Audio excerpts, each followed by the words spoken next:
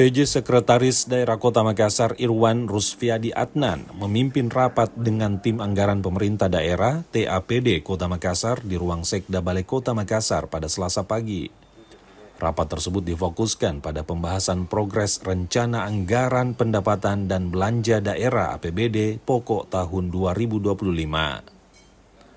Dalam arahannya, Irwan Rusfiadi Adnan menyampaikan, pada rapat ini berfokus pada pembayaran listrik yang harus diselesaikan akibat dari pemakaian.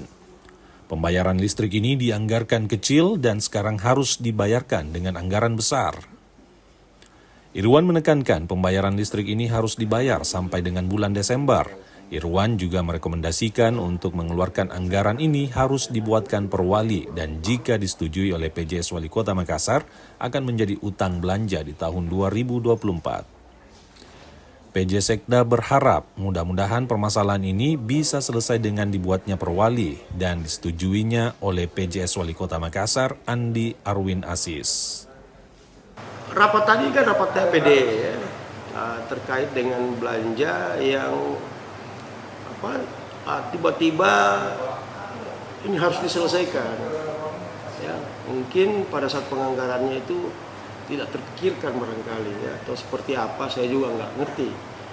Tapi yang jelas tadi ini yang muncul ini adalah pembayaran listrik yang harus diselesaikan akibat dari pemakaian barangkali ya, sehingga mungkin kemarin dianggarkan kecil, sekarang yang harus dibayarnya agak besar ya. Misalnya di kecamatan, kantor-kantor, nah itu kan kasihan juga mereka dan itu harus dibayar sampai dengan Desember bulan ini.